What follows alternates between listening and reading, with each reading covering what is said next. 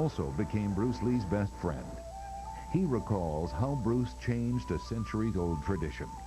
He didn't want to adhere to the barriers that were there for centuries. And he felt that in teaching, he didn't say, well, if you're black or if you're yellow or white or whatever, I mean, I'm not going to teach you. He looked at your character and he said, if you show the genuineness, he's going to teach you. Bruce Lee's Kung Fu classes grew. One student, Linda Emery, had been a cheerleader at a Seattle high school. She joined the class to learn Kung Fu and to be near Bruce. And so he was demonstrating on me, and he threw me down to the ground, gently, of course. And so as he was showing the others how to do this, he said to me quietly, "Would you like to go to the Space Needle for dinner?"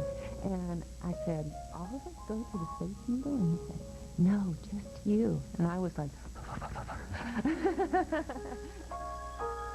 Linda and Bruce dated and fell in love. They prepared to take the next step, but in the early 60s, interracial marriages in America were not easily accepted. Bruce and I, when we decided we would get married, had decided not to tell my family. Very unwise and immature, but I was 19, you know, and but my family would have objected to me marrying a non-Caucasian person, and they had my best interest at heart. They didn't want me to go into a situation that would lead to heartache and struggle. And however, I was 19 and I knew better. And so Bruce and I had decided we would get married and run away and then tell them all later. The couple applied for a marriage license, but their secret was out when the local paper printed the names of people who wanted to get married. So my mother came to the place where I was working. She said she needed to talk to me, that my Aunt Sally had called and said that my name was in the paper. Oh my goodness, it hit the fan. It sure did. Today, Linda recalls the fear and prejudice they had to overcome. Her family needed time to adjust to the idea of an interracial marriage. I can understand their concern, but I felt it was the right thing to do. So, with my mother's blessing, we did get married. Bruce and Linda moved to Oakland, California, where Bruce opened the second branch of the Jun Fong Kung Fu Institute. Bruce Lee's rebellious nature was about to catch up with him. Bruce's attitude toward teaching whoever wanted to learn, particularly Caucasians, angered many of the elders in the Chinese community, with the result that when he was teaching in Oakland, they sent a challenge. It was a scene that could have been written for the movies.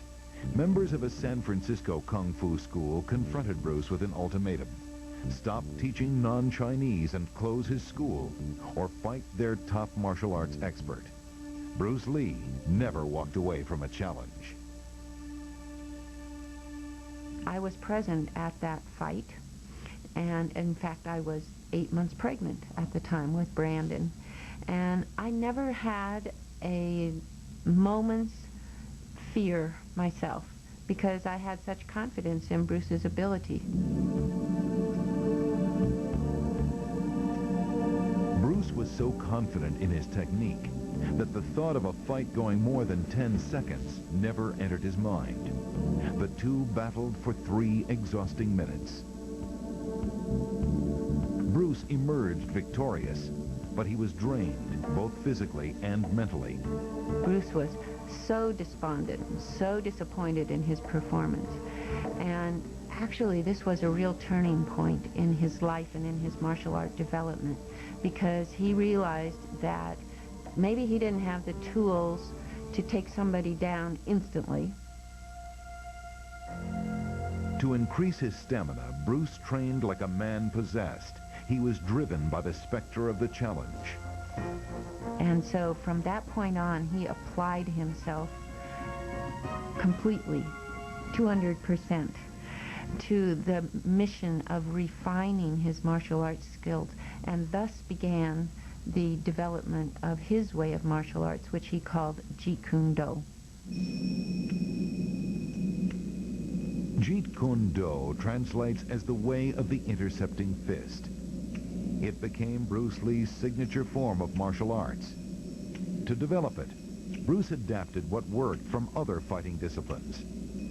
What worked for Bruce was anything that would win in combat. Bruce also studied intensely. He collected more than 2,500 books covering all aspects of fighting. He did not just read books, he devoured them.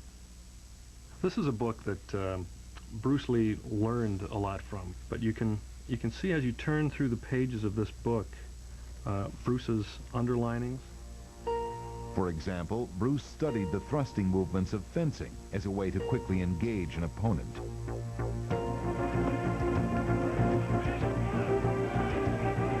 The results of all his studying and training would soon pay off.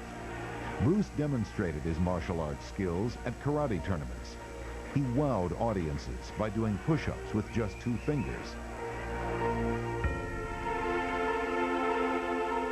To demonstrate how much power he could generate with just a short thrust of his fist, Bruce showed off what he called his 1-inch punch.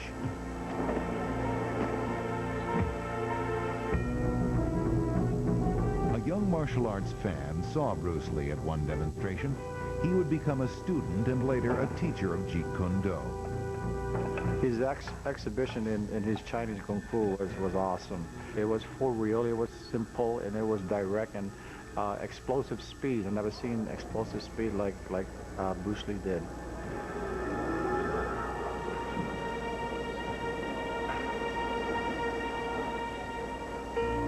A television producer searching for an actor to play the part of Charlie Chan's #1 son saw a film of Bruce Lee's exhibition. He called to set up a screen test. Hollywood was about to change the course of martial arts history. I actually took the call, and Bruce wasn't home, and when Bruce got home, I said, "This guy from 20th Century Fox just called you. You know, he wants to talk to you about doing something on TV."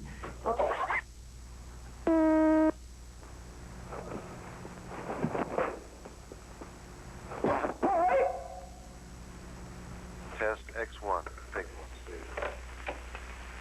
Now, Bruce, just look right into the camera lens right here and tell us your name, your age, and where you were born. My last name is Lee, Bruce Lee. I was born in San Francisco in 1940.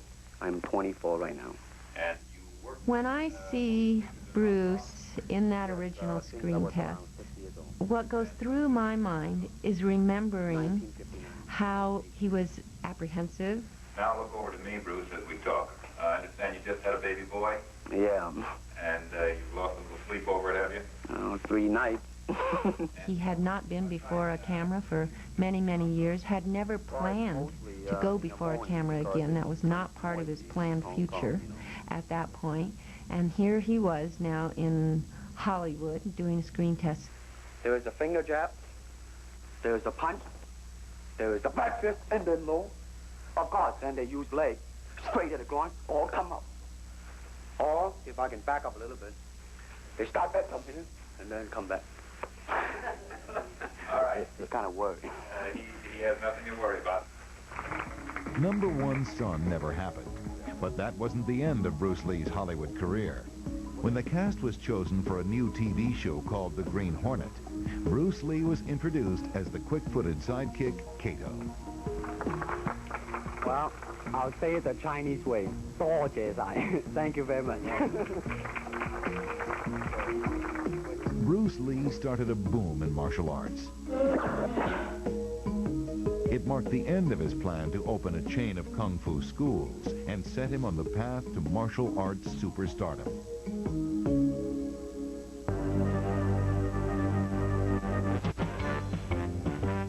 The Green Hornet and his sidekick Kato blasted onto television in 1966.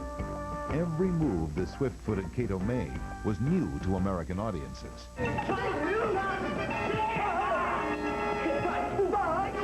Bruce made the human body a weapon in a way that people hadn't seen before.